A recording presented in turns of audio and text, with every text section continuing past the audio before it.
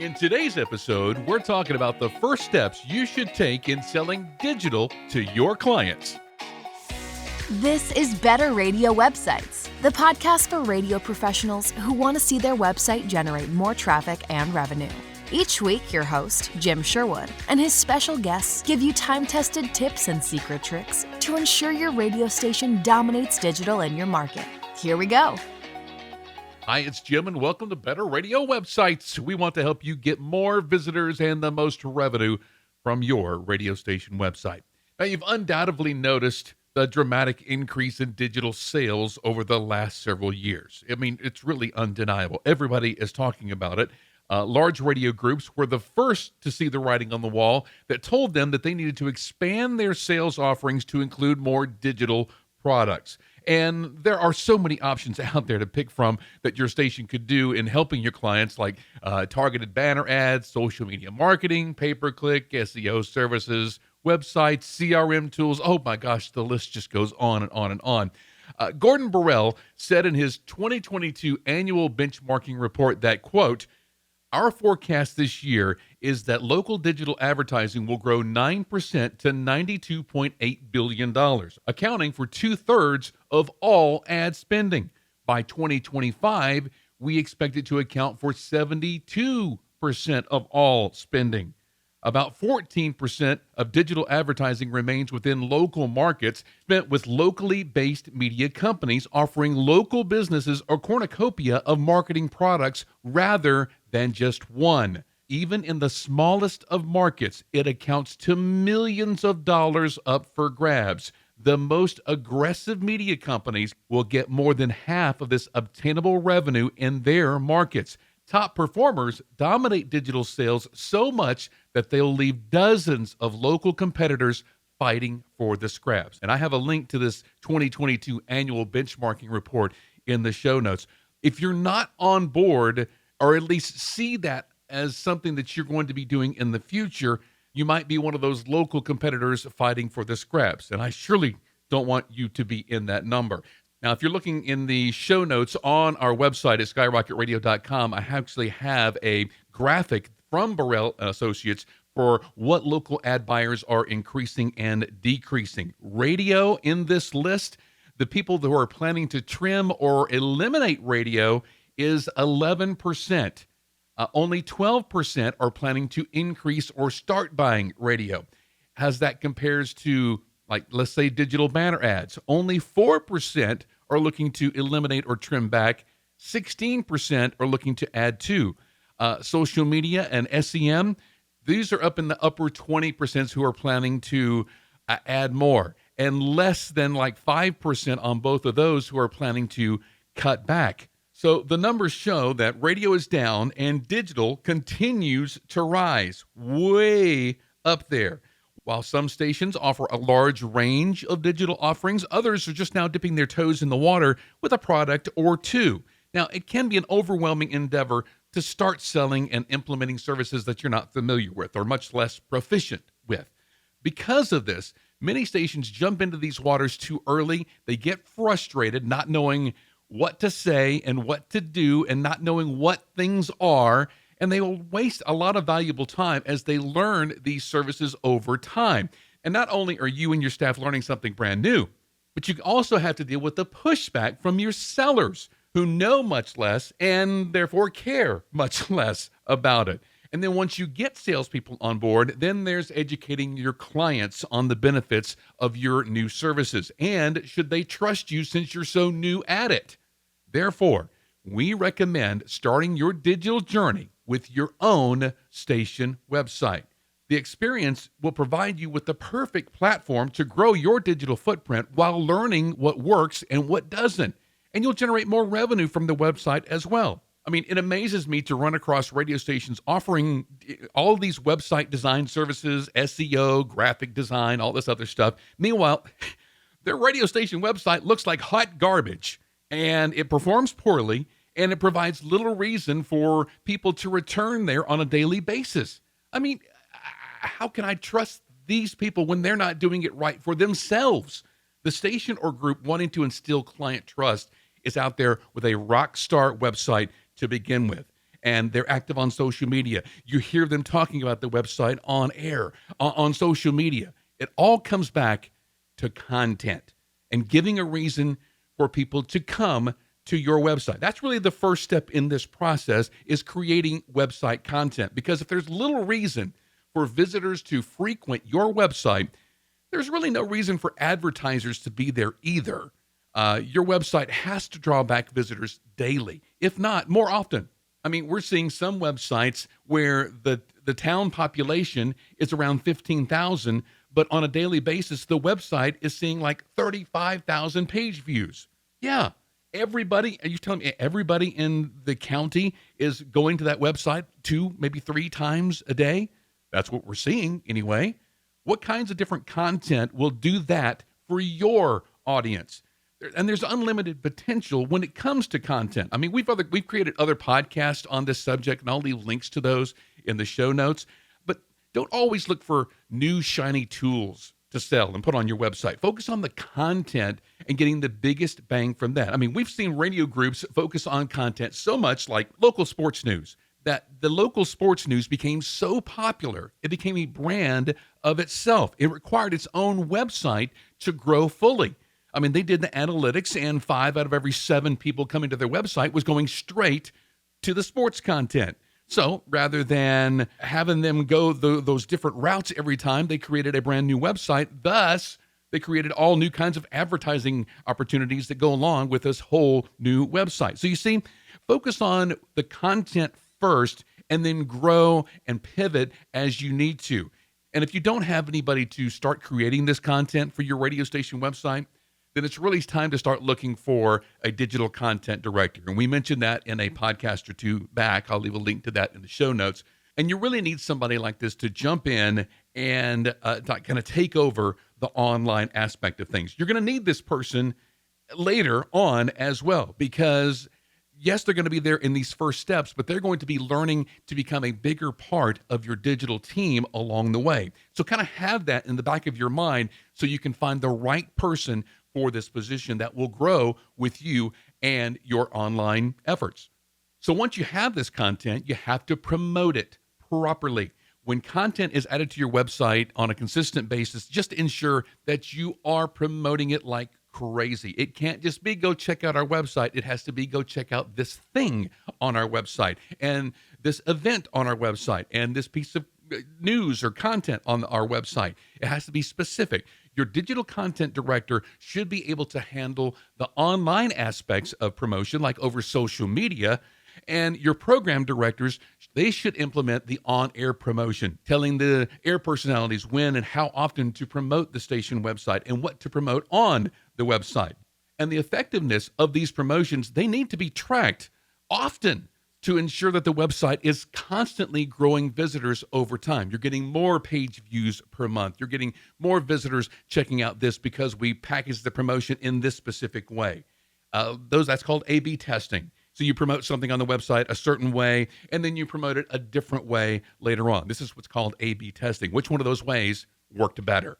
And one thing that you can do as soon as you start adding content consistently to the website is to create a digital inventory list. A digital inventory list, essentially, it shows every possible thing that is sellable on the website. This means the salespeople can have this and know what they have to sell. They don't have to think about it. Well, do I offer them a banner ad or do I offer them this sponsorship or anything like that? They'll see what's available for them to sell. Like, for example, every page on the website may have a 728 by 90 top leaderboard ad space and a 300 by 250 sidebar ad space. On some pages, it may be different, and there may be more spaces that you have to sell and other different kinds of sponsorship opportunities like the weather page sponsor or obituary sponsor or something like that. But either way, every possible sponsorship location on your website that an ad client could occupy should be provided in your digital inventory list. Even those outside of your website should be on there as well, like your newsletter sponsor, your streaming sponsor, social media mentions, podcast sponsors. I mean, everything. And we have an Excel spreadsheet to get you started with a digital inventory list if you do not have one. And we have a link to a previous podcast that goes in depth with the digital inventory list. And along with that digital inventory list for your salespeople, then you're going to have to start training them on everything that you have. Now, you likely have some very talented and experienced sales reps on your team, but if radio is their comfort zone, their wheelhouse, learning a new industry can be a very tall ask. I mean, asking them to sell the radio station website, and in addition to all this smorgasbord of other digital solutions like SEO and pay-per-click and CRM tools and targeted banner ads not on your website and all this kind of other stuff, that's going to blow their minds. It's going to overwhelm them. This is another reason that we recommend easing them into digital by just focusing on your station website. It's something that they should be familiar with already. And one of the main questions that I get asked is, well, how do we sell digital? On its own or bundled with commercials or separately or together? I've seen a few stations start their digital selling by offering a website banner ad campaign bundled with every single radio buy above a certain number. The client can turn down the website component if they want to, but the pricing is still the same. Now, most will take advantage of it, and almost all of them immediately start seeing positive results from it. I mean, it's really only natural. The power and effectiveness of cross-platform campaigns have been proven time and time again in marketing. I mean, compare it to losing weight. It's not about just stop eating. You must, because if you do that, you're just going to gain it back later on. You must combine a change in diet with exercising and then eliminate bad habits like alcohol. I mean, a multifaceted strategy is much better than just one action. So if you can combine multiple solutions over a long partnership, everyone comes out better. So I recommend go ahead and bundle those two together to start with, but as your content gets better or they need extra oomph in their campaign, look at sponsorship opportunities in other places like in the newsletter, streaming, social, that sort of thing. And speaking of a strategy like losing weight, there is no strategy unless you have a goal in mind. I mean, if you are losing weight, there has to be a limit to which you're satisfied with completing all of this effort that you're putting into it, right? So make content goals, page view and unique visitor goals, newsletter signups, social media followers, banner ads sold, online sponsorships. I mean, you can add more goals to this list, but ensure that everyone knows the goals and is working toward hitting them, if not exceeding them. And a major part of goal setting is reviewing the stats on a regular basis. I mean, you might be surprised of how little website analytics numbers are referenced to each month by these radio stations out there. They just say that they don't have time to reference it or not. But those are the people who are slowly falling back. All right. A digital content director can be a point person for this. They can go out and get these stats and compare it to the goals that you've set. And that person can be a part of your weekly programming meetings and your sales meetings so that everyone knows how you're doing in that process. And another thing you can do is know your competition and how to beat them. If Henry Ford never had a competition, we'd likely all still be driving Model Ts. Competition is what makes our products better. And there's so much digital competition because digital is absolutely everywhere. And it's everywhere and it's all the time. Regardless, your station is poised to be more trusted than somebody who knocks on a client's door that they've never met before, or somebody who's reached out to them over an anonymous phone call or email or something like that. Chances are your clients already know you and your salespeople, so you are more trusted than all of those folks. We have one client who told us a story about one of their clients who passed on buying a radio station schedule that included digital and bought Google Ads instead because they were pitched as covering a wider area, focused, placed on many different websites, not just one. So the general manager went in and showed the client the number of visitors their content-heavy website received for the past couple of months, combined with how many local impressions that his ad would have received from visitors within a close driving distance to his business. When the client compared those numbers to what he received from Google's targeted campaign, he realized that he's paid 3 times as much and received far fewer impressions. None of them resulted in a sale. So it's important to note that the GM here was constantly monitoring page views, unique visitors, and ad impressions to have that actionable data to sway the client. All right. So he knew that he was going up against Google, and he knew where to get the information to go and show the client how much better his product was over Google. Now, if you have local competition in the market, constantly monitor their website. If they update it daily, promote their content well on air and over social, well, they may prove to be a more difficult adversary. But if they're slack in their online efforts, start this process now so that you are not left behind. So wrapping up, combining digital with what you offer in radio is really the best way to go for your clients and for your business moving forward. Your existing and prospective clients, they're already buying digital because they have got to have it. When a local business opens its doors, it must get listed so that people can find them. They need a website so people can get to know them. And they need to build reputation so people can trust them. And they need social media so that they can stay relevant in the community. What better way to learn those skills than doing all of those things yourself with your website?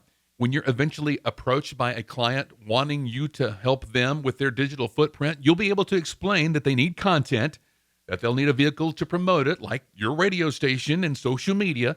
They'll need to make goals and review the analytics to see how well they're doing, and they'll need to know what their competition is doing if they want to beat them. Your client's journey will obviously be different than your radio station's journey, but the starting point is essentially going to be the same. If you start your digital journey with your website, the insight that you'll gain will give you better information to help your clients with a more expanded array of digital services down the line. And I do recommend that you go that route. I mean, you can't do this from the bench, though. You must be fully invested in completing the digital transformation if you want to grow your revenue well into the next decade. And we'd love to assist you in that journey. If you need help making that next step with your radio station website, please reach out to us at skyrocketradio.com. Hey, I hope this information is helpful. Hey, don't hoard this either. If this is helpful, please share this episode or the blog post on our website with a colleague, and leave us a review wherever you get this podcast to help other radio station owners and digital content directors find it. Have an awesome week online making your radio station website better. We'll see you next time. Thanks for listening to Better Radio Websites. Inspired by today's episode? Be sure you are subscribed and share this episode with a friend. Visit skyrocketradio.com/podcasts for more episodes as well as show notes for this episode. Need help starting or making your station website better? Visit skyrocketradio.com.